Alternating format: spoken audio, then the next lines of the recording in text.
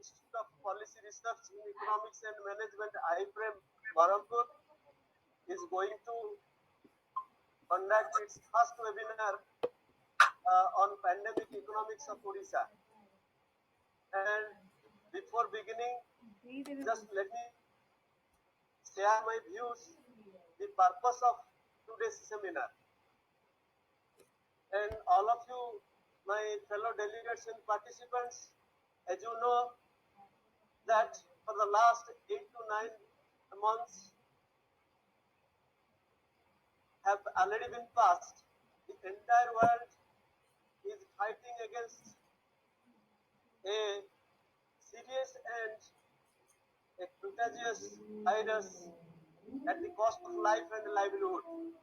And almost about 2/3 of the country have been affected. So in this connection, this COVID-19 pandemic has endangered lives throughout the world. And as per the direction of the World Health Organization, which measures to take certain strategies in order to fight against this. And those are like lockdown, shutdown, border closure, trade restrictions, and social distancing, quarantine and isolation, put into the place in almost all the countries, including India, to stop the wider spread of it. Such measures to curb the situation ultimately made a threat to life and livelihood. And as a result, the entire world dropped into socio-economic crisis, and the economic crisis affects mostly to the poor and vulnerable group. Odisha accounts the largest contributor of migrant workforce, received a huge influx of workers, and about 80% of the entire workforce are in informal sector, left with no work during the period. The biggest challenge before the government of Odisha was to save the lives of the people from the clutches of this COVID-19 and to provide livelihood to the people. Therefore, the government has been devising several measures since its search to combat with the situation from further deterioration. So taking all this into account, this webinar attempts to explore the manner in which Odisha has been able to exercise its fiscal, economic, and social measure to handle the pandemic situation in general and particular to the livelihood of the vulnerable sections of the society.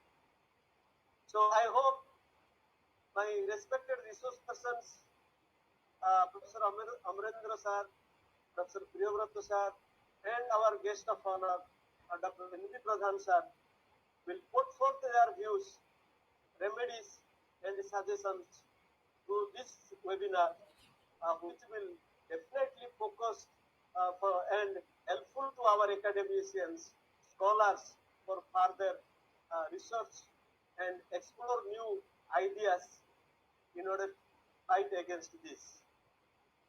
Last but not least, I just have a pleasure that this webinar would not have been possible without the help and advice of my esteemed principal, Dr. N. Simoni, the academic committee of Ksub College of Bhanjanagar, and my departmental colleagues, Professor Amas Maji, Madam Anita Mahapatra, and Professor Vijay Kumar Mali in general, but in particular, Anita Mahapatra, who has bore the burden of making the whole webinar and all the technical part she has handled.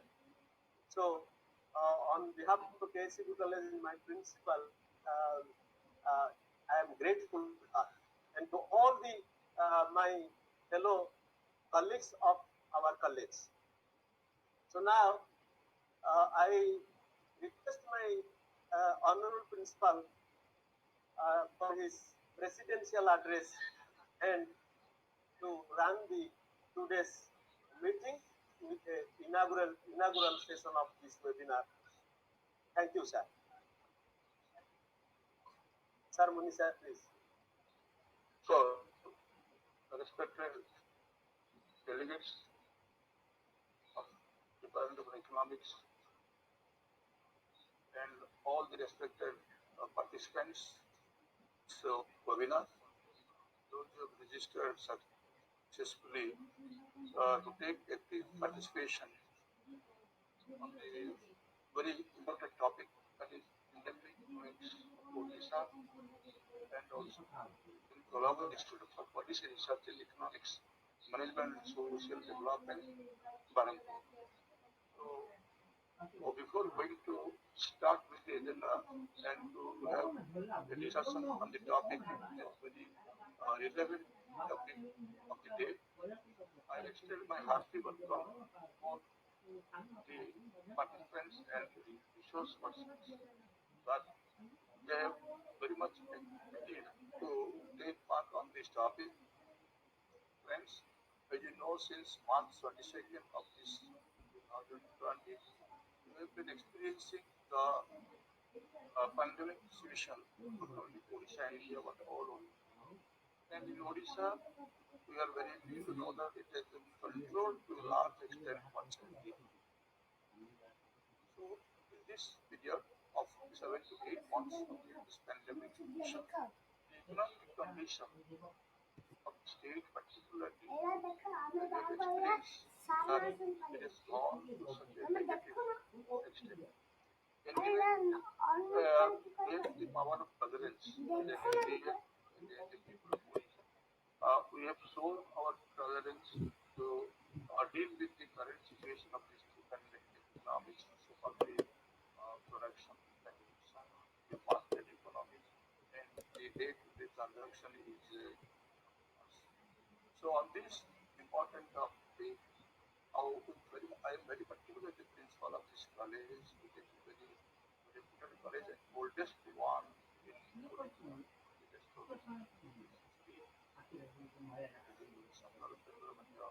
is one of the laureates. So I am very happy to have such a important resource person particular. I know Dr. Narsham Papalam, that he was in medicine, and all other resource persons like D.R.Amarendra, very reputed institution of India, I guess, and they were the extent personal issues. And I am very much happy to know that our Dr. Ksub, director of IPREMS Berhampur, extend his hands to have such a very good webinar so that the exposure of the situation and particularly my colleagues of economics get interest sensitive to 1 month to arrange such a webinar to such an important personality of the state who have very reputation in economics and other different subjects related to economics. So my department colleagues, economics department colleagues like Mr. Department and all other members, Mr. Maji and Vijay Malik, Madam Anita Mahapatrato, they are very much interested to have something important of that.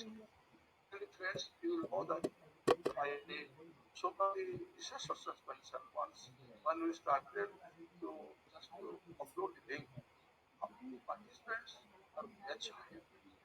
Only to see, only some more resource persons like reputed persons having a much something. Because everybody knows the other subjects of social science, maybe, but it is very difficult to understand pandemic economics. It is very difficult to understand something. And in this current situation, it is not that easy to understand all these facts because the economic condition of a particular state large determine the style of the from Odisha, they migrated to Odisha only so economic crisis of the state. Once they reached in Odisha, our neighboring states, Swarabad, Mumbai, Delhi, like this, they face lot of trouble. So to maintain their day-to-day life and so far they market economy, the federal economy. Odisha has taken so many steps, very bright steps to just to provide them or to encourage them on this pandemic situation. Our government is successful handled the situation to economic crisis in the state. Nobody should be harassed, nobody should be exploited, or no one should be deprived of getting a minimum common living standard in their own the neighboring states. So as my friend is told, there are a lot of number of years. Our experts will also be much better. And for this region, keeping these points in mind, my colleagues of the Department of Economics, they have arranged such a very burning topic, that is pandemic economics, with the help of Dr. One Party, who has extended his hands. It is webinar essentially. Once again, I'm very happy that I may also be the president of this webinar and with all of this. I'm very happy to see and I would listen to the topics about the topic of pandemic economics from these reputed scholars who have a vast knowledge on this pandemic economics. Once again, I am very happy to the commissioner and all the participants, those who have registered for participation. I also extend my thanks to all participants and particularly my colleagues of this department for their active role in arranging such a webinar on a burning topic. So again, I am thankful to you and also I heartily welcome to you all. Thank you very much.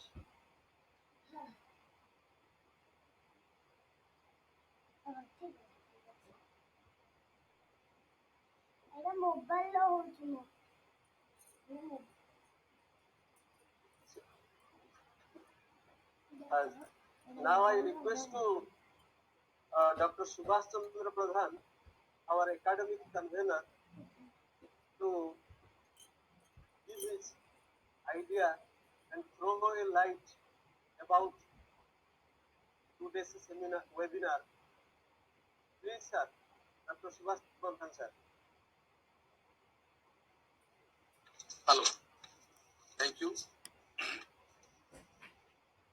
Esteemed Principal Dr. N.C. Muni, the Head of the Department of Economics, Dr. Haranpal,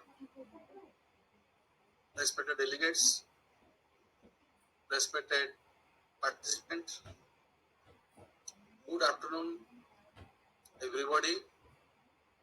So, I am very much thankful to the president of this occasion, N.C. Muni, so giving me a chance to share my views in this webinar. Being an academic convener of this college, every academic activities of our college are conducted through the academic committee. Seminar is a part of academic activities of the college. So due to COVID-19 pandemic, it is not possible to organize seminars in physical mode. So for which the committee has decided to go for webinars in all the departments. So today, the economics department of our college organized this webinar. So I am very much thankful to this department.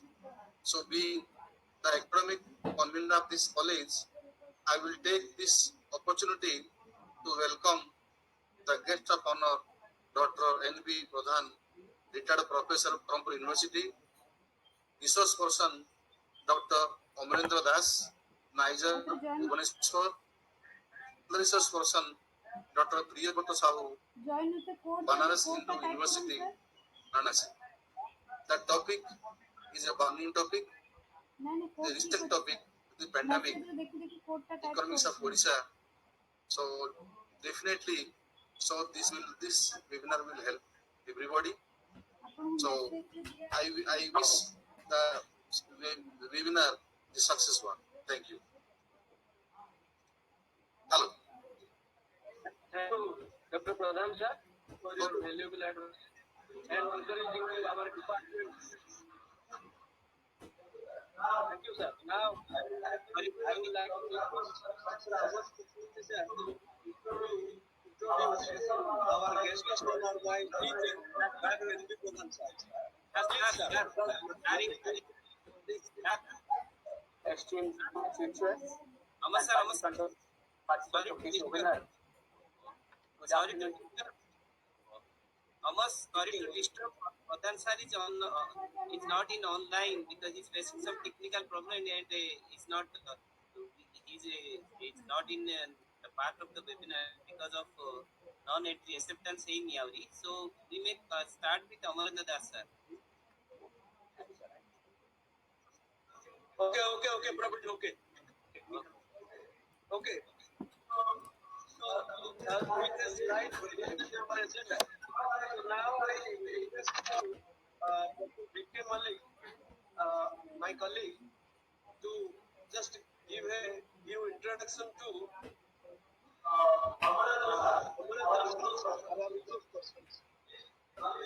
Malik sir. Thank you, Dr. R.N. Palo, for giving opportunity to introduce special guest speaker, Dr. Amarendra Das sir.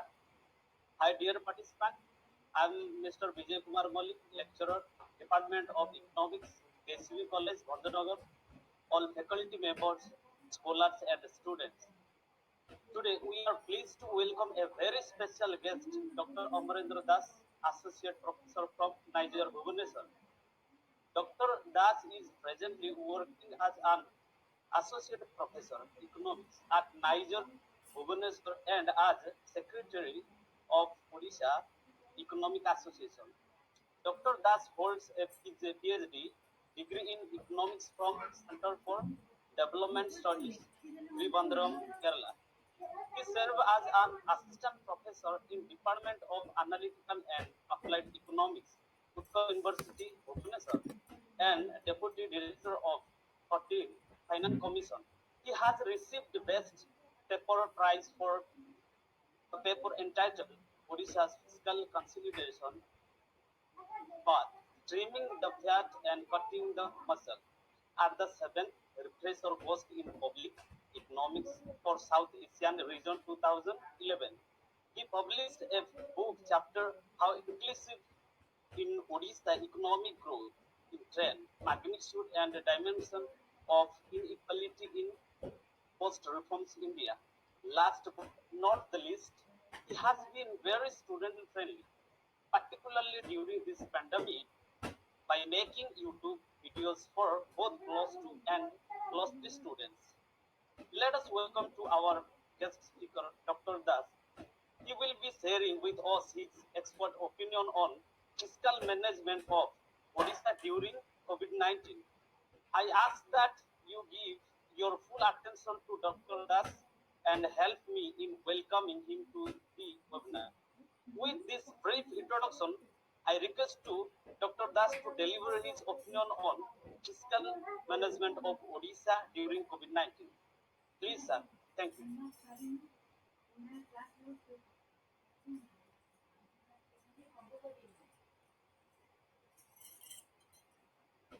Good afternoon, everyone. Am I audible to you? Yes, sir. Okay, thank you. Thank you, Mr. Vijay. Good afternoon, everyone. So first of all, I would like to thank the principal of Kavi Samrat Upendra Bhanja College, Bhanjanagar, Dr. Nilanchal Muni, and the head of the department, economics, Dr. Rabindranath Palo, and the Director of IPREMS Berhampur, Dr. Prabin Kumar Padhi, and my student and now the lecturer of your college, Ms. Anita Mahapatra, and my student Amas Patmaji, and other office bearer of the college, and all the fellow participants and delegates. So it is definitely a pleasure. It is definitely a pleasure when your own students become teachers in different colleges and universities and invite you to speak. And when Anita asked me to basically participate in this webinar, so definitely I felt happy actually to connect with all of you. And for the reason that, in fact, I also feel more closer to Ganjam district because my maternal uncle's place is in Ganjam near Polsara. So I have a lot of relatives in Ganjam district and near Aska, Polsara and Berhampur. So all my relatives are in that region. So that's how I always feel very close. And in fact, when Amas actually used to write the college name Ksub, I never knew the full form. And today when I saw the name and it is Kavi Samrat Upendra Bhanj, so the name is so big actually. And so I really feel honored actually to be amidst you and share my understanding with all of you. So in this brief introduction, again I thank all of you. And now let us get into the topic. So I will be basically talking about the fiscal management of Odisha during COVID-19. In fact, I have spoken on this too at many places and many times. Of course, I keep updating the data because every day we get new data, and that's how I try to update the things. So hopefully it will not be repetitive for many of you. Now coming to okay, so when the COVID actually came to India and came to Odisha, uh, the budget was already prepared. Okay? And because for the fiscal year 2021, the budget was presented in the year in the month of February, and by the time COVID was not a major issue in India, and we are also not thinking that whether COVID will affect all of us in such a big manner. But it has also happened. It has already happened, and we also have heard the presentation of the finance minister on 20th of this month. Finance minister presented a supplementary budget in the legislative assembly, and we must be aware of that. It all came in electronic media and print media. So in that additional budget presentation, the finance minister basically justified saying that now the pandemic had changed the scenario completely because when they presented the budget in February, there was no idea about idea of the pandemic. So the priorities have changed during this COVID-19, and that's how they had to present a supplementary budget. So we shall discuss in details actually the relevance of the supplementary budget and how the state government has managed the fiscal situation of the state. So now, before we get in the fiscal management, we should actually know how the state has managed the pandemic itself. And we all are aware that Odisha is definitely in a much better position compared to all other states and national average and world average. And that's how we can see that if you see the recovery rate and the mortality rate, then the recovery rate of Odisha is higher than the national average as well as the world average. So that is a good thing to know. Similarly, the mortality rate of Odisha is also very, very low. That is only 0.49%, and that is much lower than the national average and also the world average. So we can say that the state has been able to manage the pandemic in a very efficient manner. Now, we shall come to the fiscal situation, but then before we get into the fiscal discussion, we should know the macroeconomic scenario, how the world GDP is changing and how India's GDP is changing.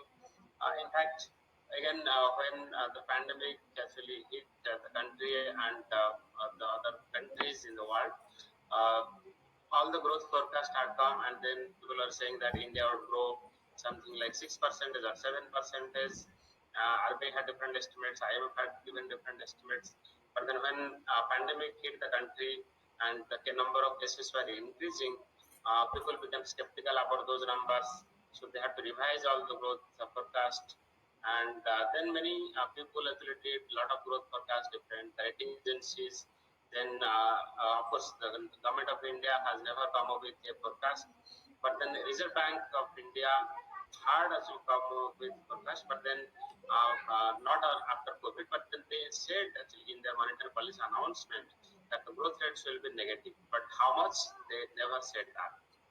But then the first quarter GDP data came up, and then we all actually got the shock that the GDP of the country has shrunk by almost 24%, or we can say at least one quarter of the output has simply vanished in the first quarter. So that was a bigger shock. Of course, people are expecting even much worse things. So that way, we can say that this is still much better because different growth forecasts actually have predicted for the entire year in 2021, the growth rate would be more than 15%, and for the past quarter, the output may shrink by 50 to 40 to 50%. So that way, it is still better, as you can see, because most of the economic activities were actually shut down, and nothing was happening. For the first time, we saw railways did not operate, flights were cancelled completely, and then all the schools, colleges, everything was shut down. No economic activities were happening. So if we got a number that 24% is reduction in the output in the first quarter, that is still a good number, as you can say. But still, you can say that this also gives a big blow to our goal to achieve a $5 trillion economy by 2025. So that would not be possible anymore because in the year 2021, we do not know what would be the final growth rate, and in the next year also, we are not very sure because, in fact, for the quarter two, actually, very soon actually we may get the CSO data for quarter two, but RBI actually in its recent report on the budget of all the states, they have already said in their introduction that the second quarter output may shrink by 10%. That means past 6 months we see that on an average it would be actually more than 15-16% as output contraction. Okay? In the first quarter 24%, and in the second quarter roughly 10%. That is what RBI actually is forecasting. Some people also say that it would be more than 8%. So that's what we can believe that it would be definitely close to double-digit contraction in the second quarter. And in the third quarter, RBI also is saying that the prospects for the green shoot that appeared in the third quarter of the 2020 is fraught with downside risks. So that means whether we will achieve positive growth in the third quarter, that risk is still there. We may not actually achieve also positive growth in the third quarter because we all are now afraid of the second wave of the pandemic and COVID-19. And in that case, people are also fearing that government may announce a lockdown. But of course, most of the state governments are basically refuting this argument that no, they are going to have a second lockdown. So if that doesn't happen, that is well and good. But then that fear still remains. But only one good thing that can actually increase the output in the second quarter would be a good Kharif harvest, because this monsoon has been more or less good. So if we get a good Kharif harvest, then that can actually really increase the agricultural output, and then if the people in the rural area get good income, then that can boost the demand in the rural economy, and that's how it can increase the demand in the other sector. And in October also we saw some data, Gst collection data, that was that increased, that cost as 1 lakh crore. So that was also a good thing. That also gives a good indication. Similarly, the car sales have gone up. So those are certain green shoots, as you can see. that those are indicating that okay, economy is reviving in some sectors. Gazelle is increasing. Of course, it has a different angle actually to interpret, because the public sector, basically the public transport has been badly affected, and that's why people are now preferring to buy their own two-wheelers or four-wheelers. So that's why it is pushing that demand. But public transport has been completely badly affected. So there are many sectors which have been very badly affected, but now the new demands like electronic products like mobile phones, laptops, and different all these electronic gadgets that will demand have gone up significantly, and that's how similarly sanitizers, medicines, immunity boosters, those things that will have seen a rise in the demand. So these are new products; those are getting demand, and that will basically pushing the growth forward.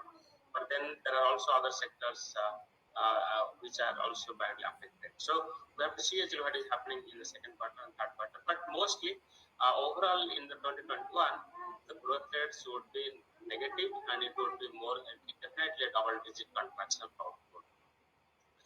And coming to Odisha's growth forecast, in Odisha Economic Association, we have done some growth forecast, and in that report that we have stated that the output of Odisha would contract by 16.6%, so minimum 13 and maximum 17% contraction in the entire fiscal year. In fact, when we are doing this exercise, many people do not believe this, that whether output will contract this much, so that's 13 to 16% output contraction. That would be too high a number to believe. That's what people are thinking. But I don't think that now this would be unbelievable.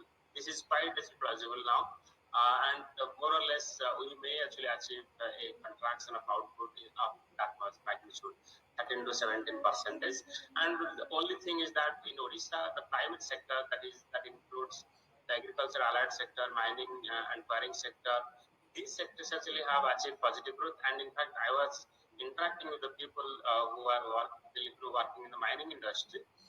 In fact, during this lockdown, mining industry has saved the economy in terms of growth. Basically, that is contributing to the output, employment, as well as revenue. That is the most important factor. That mining industry has contributed significantly to the revenue of the state. So that's how the sector is going to be savior savior for the Orissa economy during this lockdown. But all other sectors are going to be very badly affected, including the manufacturing sector, construction sector, and hotel industry is the most affected one. But of course, one good thing that is happening is that people are now starting to go to some ecotourism centers, because people have already lived for 7-8 months at home. Now they want to go out and they want to spend some time outside the home. And so people are already going, but still that is not going to be normal, particularly the trade and hotel industry is not going to be normal. But we know that in India and in Odisha, winter is the time when the tourists actually go to some other places. So that way we can expect that the people again may move out, and that's how the sector may revive. But most of the secondary sector and tertiary sector will remain in the negative quadrant, and so overall we may see 13 to 16% output contraction of the state economy of Odisha. Now, before we get into the fiscal indicators, see why I discuss all these growth indicators, because your revenue collection depends upon the growth, and that's how if there is no growth, your revenue collection will fall, and if there is a reduction in the growth, then there will also demand that public sector investment should come up, because in such a situation, the private sector investment will not come forth. That is why to keep the demand high, we have to do the investment. And in fact, we have already seen a secular decline in the total investment in the country. Starting from 2011, we have seen that the gross fixed capital formation has fallen almost from 40% to below 30% in the recent years. The 10% fall in the total investment in the country. So that trend may continue actually if government does not come forward.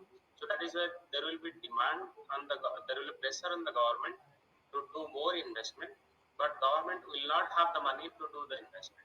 So that is a very tricky situation.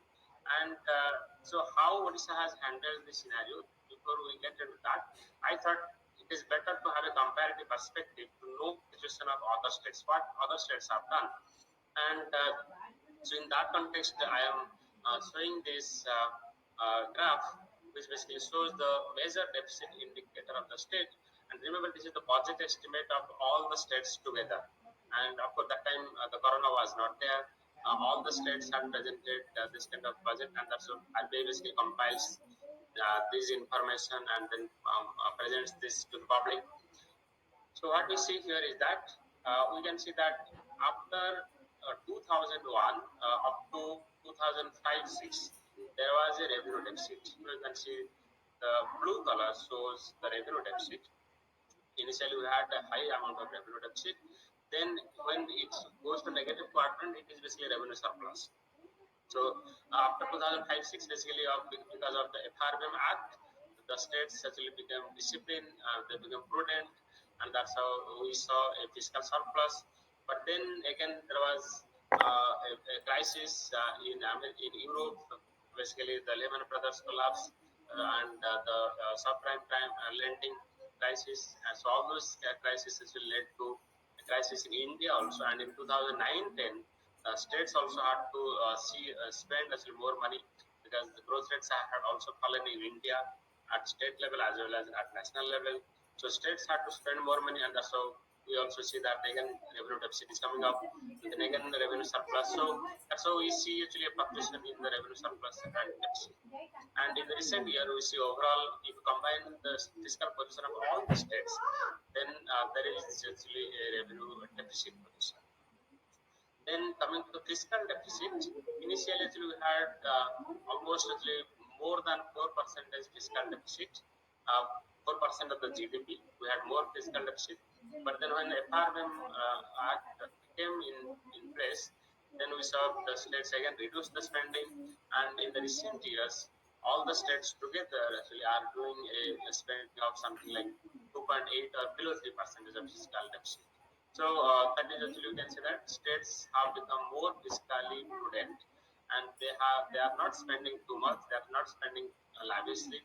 Whether this is good or bad, that we shall discuss in the next slides.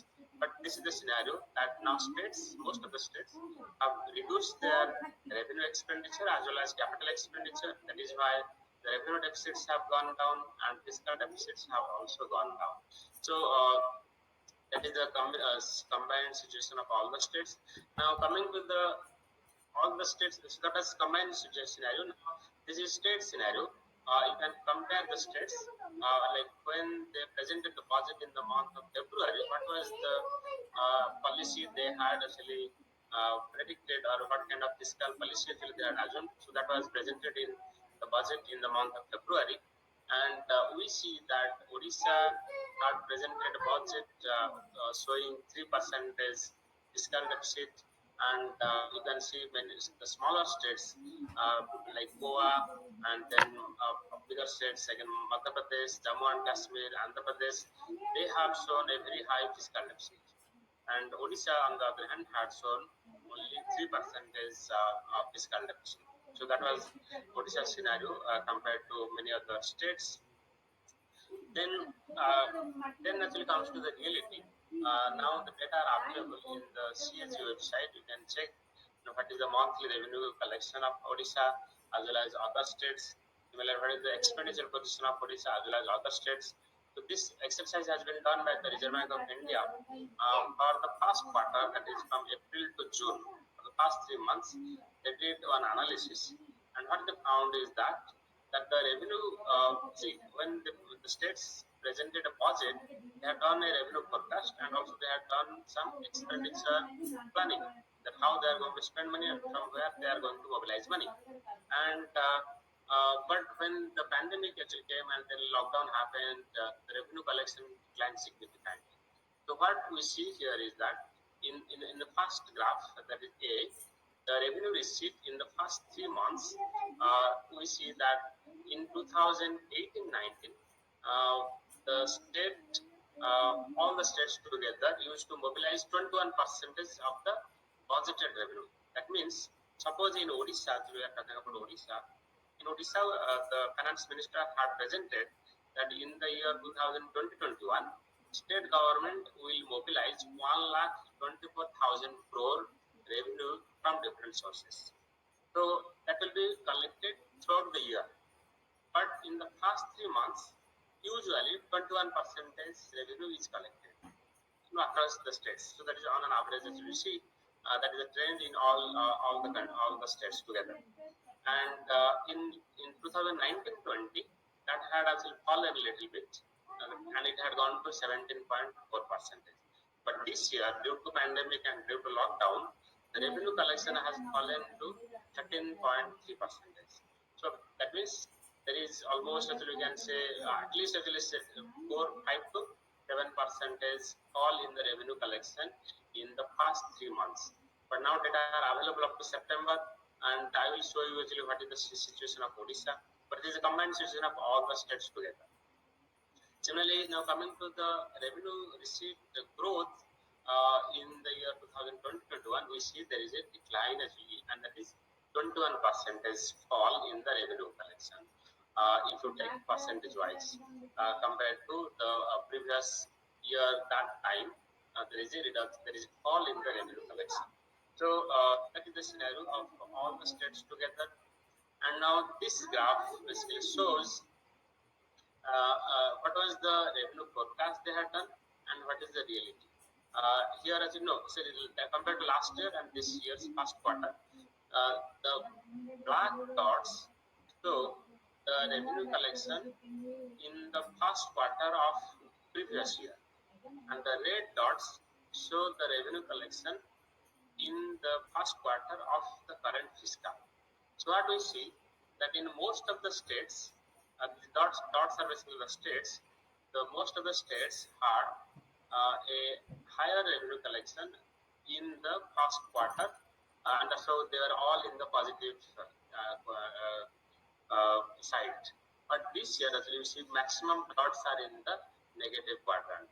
So that also shows that there is a reduction in the revenue collection in the first quarter across all the states. Only a very few states have shown a positive revenue collection. That is how many actually? It comes something 4 states which have shown positive revenue no growth. Otherwise, most of the states have shown a negative or a reduction in the revenue collection.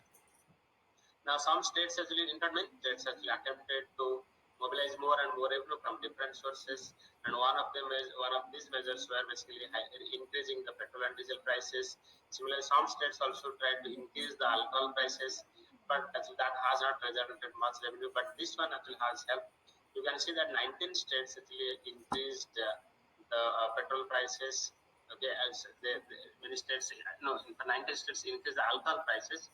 Similarly, many other states also increased the alcohol, petrol prices, and we see usually the rates. Some states actually 60 paisa to 1 rupee, then 1 rupee to 2 rupee, and then 2 rupee to 5 rupees, 5 to 10 rupees. So there are different ranges. The ranges are given.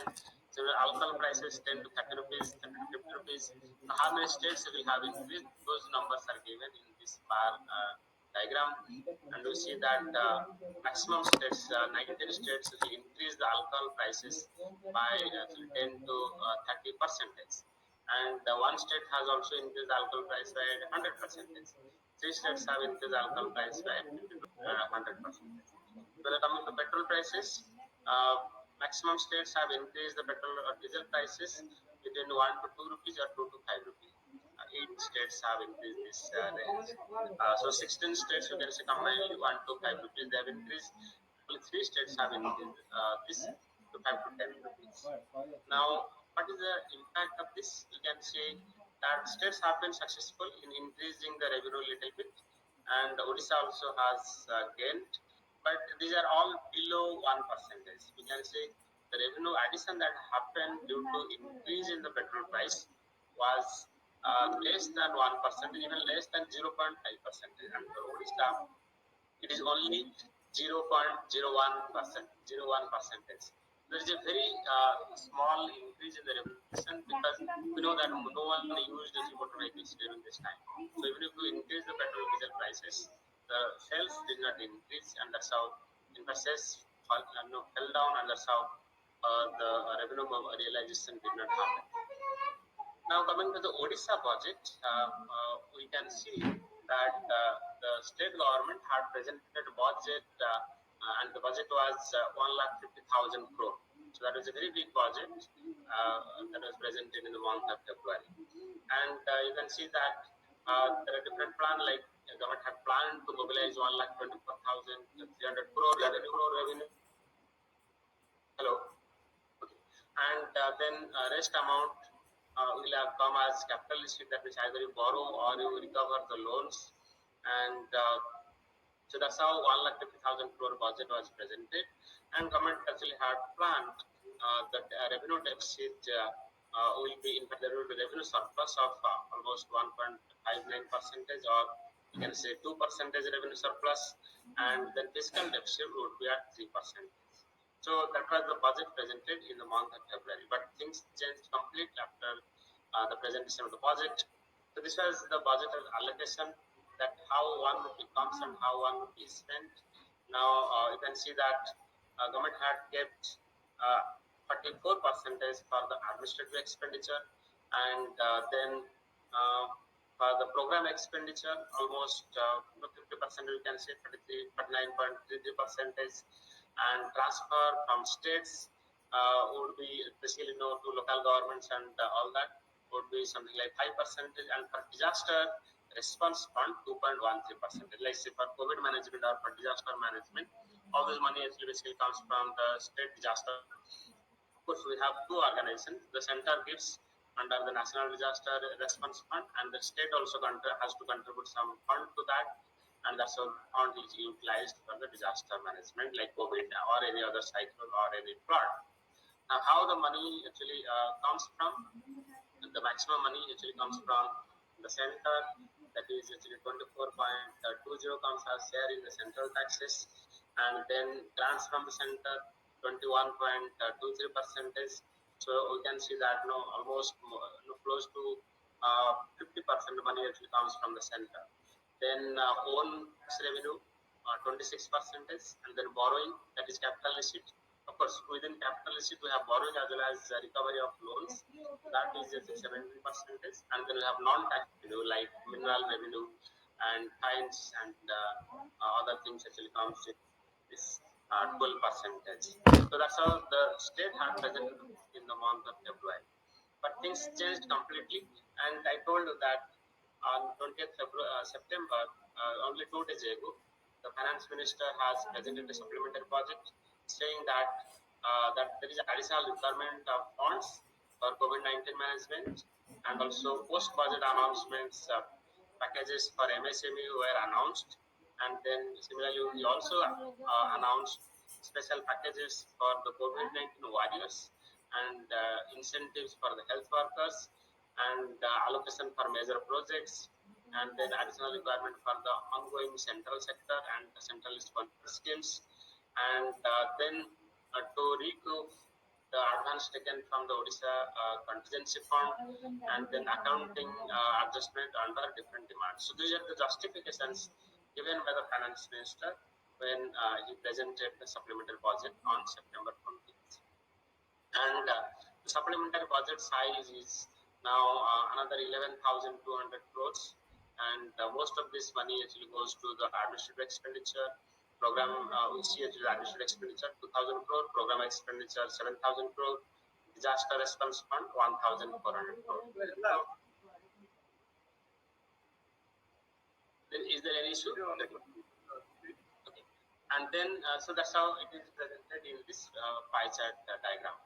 And coming to the sector-wise analysis, the maximum fund goes to the Panchayat Raj and Drinking Water Department, and then Health and Family Welfare, and then Food Supply and Consumer Welfare, then Energy, and then School and Mass Education Department. So that is the announcement of the Finance Minister when the Finance Minister presented the supplementary budget. That out of this 11,000 crore, the maximum money will go to these departments.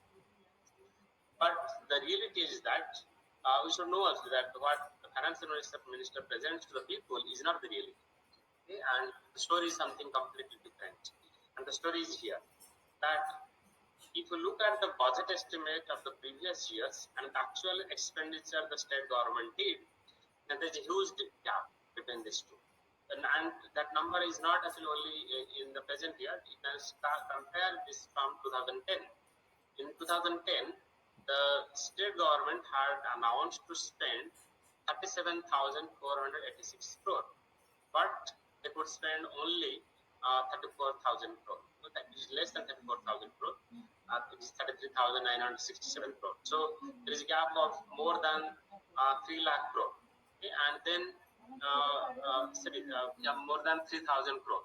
Okay, and similarly in 2011-12, again we see there is another 3,000 crore gap, and similarly in 2011-12, in almost every years, the actual spending is always less than the budget estimate.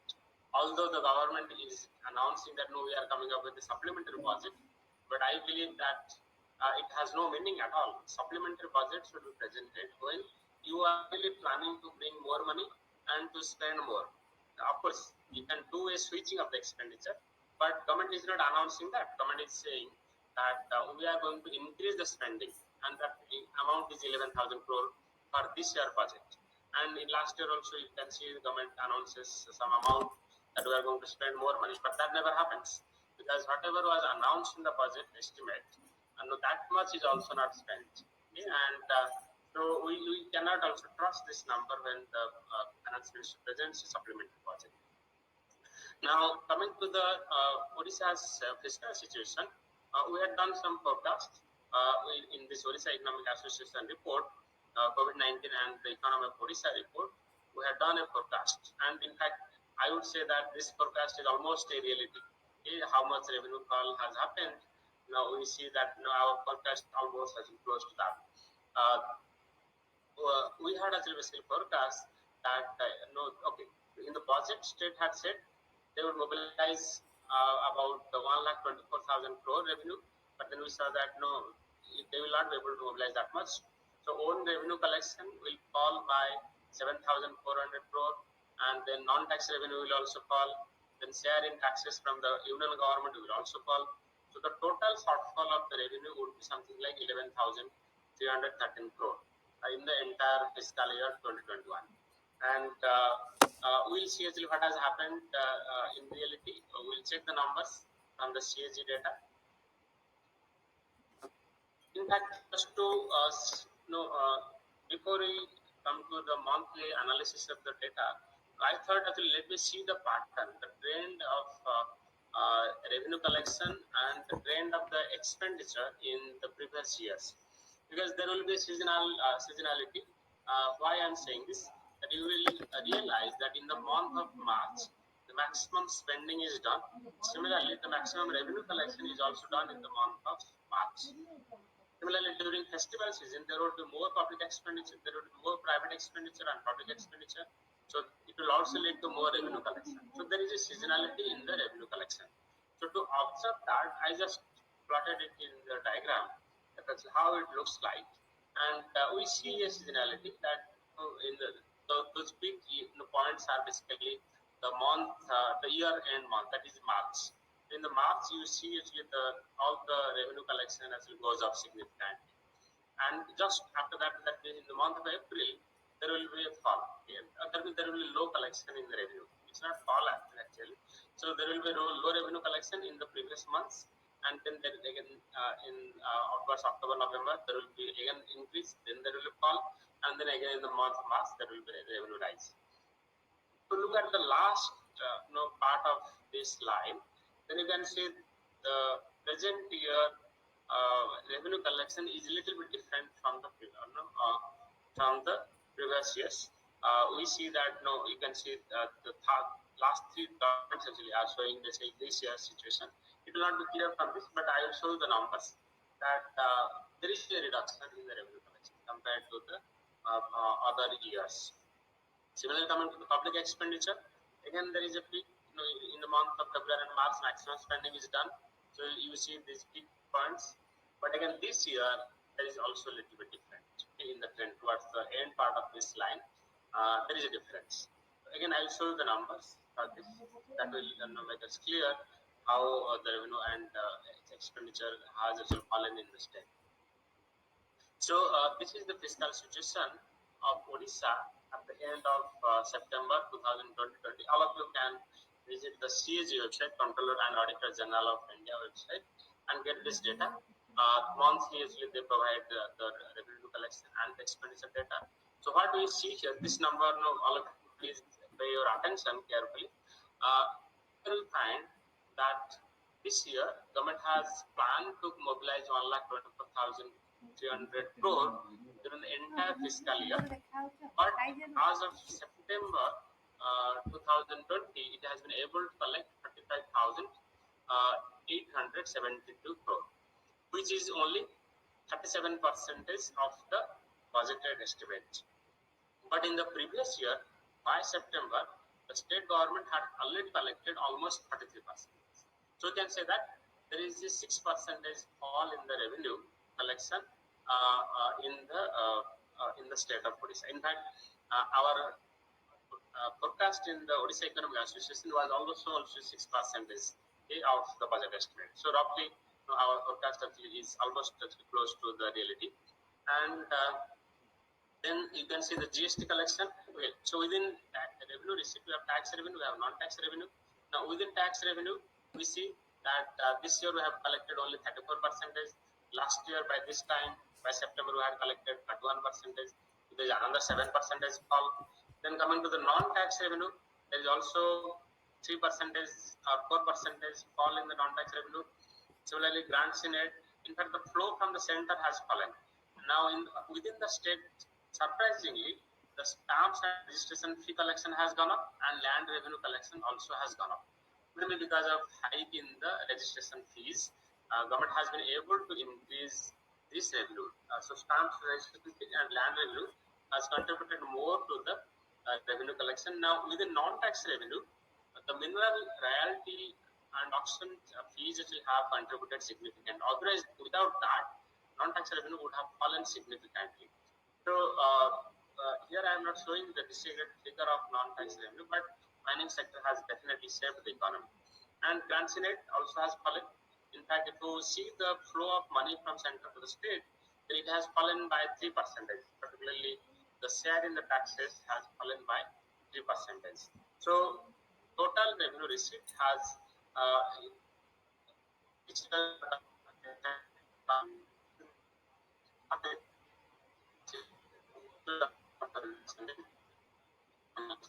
now coming to the expenditure pattern, this is more important for us. In such a situation, when there is demand, there is pressure from both sides that the people will demand that now people have lost job and people are the migrant workers have come back home, so they should be provided employment. So in such a situation, the state should spend more and more. But the state government can always say that, see, our revenue collection has fallen. So in such a situation, many economies should be divided.